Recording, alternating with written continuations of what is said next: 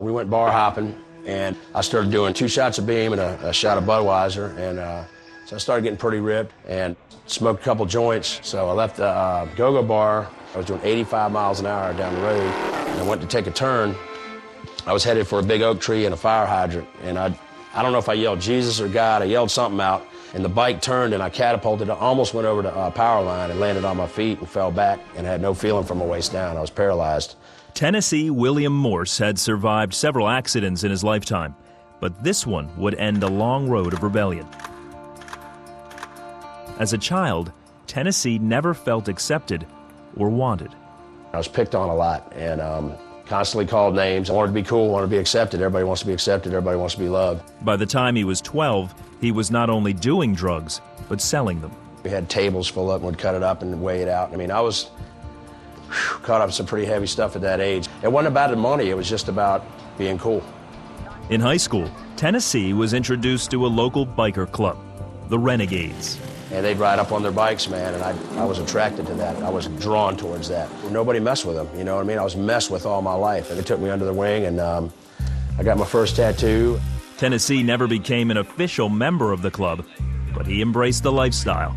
There's more drinking than anything, a lot of one-night stands with different people, a lot of riding. There's a lot of intimidation going on. You weren't going to mess with them. I've seen people get beat half to death. I mean, I've seen people beat unrecognizable. It was good to be accepted and not be messed with no more. It was nice. When he wasn't riding with the Renegades, Tennessee was traveling with rock bands. That's where he was introduced to crystal meth. Everything that you would want in any kind of drug form was there for free. I mean, you didn't, because you were in the band, you were at a celebrity status. Even if you didn't play on the stage, it was there for you. I didn't really like it, to be honest with you. It was just to be cool. This need to feel accepted came with near fatal results. My body wasn't functioning right. I was just totally flipping out. I ended up staying up for 8 days, and I flatlined at Lee Memorial. I died. The doctors were able to revive him, but despite his near-death experience, Tennessee went back to his regular routine. I started drinking more and smoking more pot because I didn't like staying straight. Thought about killing myself a few times. I was like, you know, really wasn't that happy, but I thought I was. As long as I was around everybody and I was around the lights and the excitement and the clubs and the motorcycles and the bands, I was good. But it seemed a lot of times when I got home, I was depressed. In the early morning hours on New Year's Day, Tennessee's wild ride finally came to an end. Went to take a turn, and the bike turned and almost went over the power line. And I was paralyzed. I could not move my lower end. And I was just laying there, man, and just thinking, like, you know, first of all, I'm not walking anymore. And I still a little had of a buzz, but it was pretty much gone. And I just said, Jesus, if you just let me walk, I'll walk with you. I'm done. I knew I was done. Immediately after he prayed this, feelings started to come back into his legs. The next day, still sore from the accident, he went to the doctor.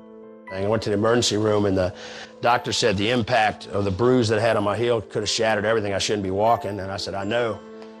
Aware that he was miraculously spared, Tennessee committed his life to the Lord. I've been in 11 motorcycle and car wrecks. My 11th one brought me to Christ. No sex, drugs, rock and roll, no high could ever touch the peace I had. It was like I was healed.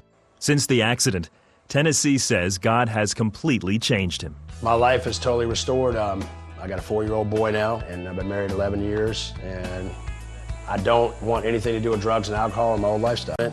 I look back at all the times that I've been spared of death and getting beat half to death because I know God was there. He blesses me in spite of myself. I still look around and have to smile the way he takes care of me. Just how he was patient and put up with me for so long, waiting for me to come to him. And the only reason that I'm even here sitting talking to you right now and not dead or in prison is because of Jesus Christ.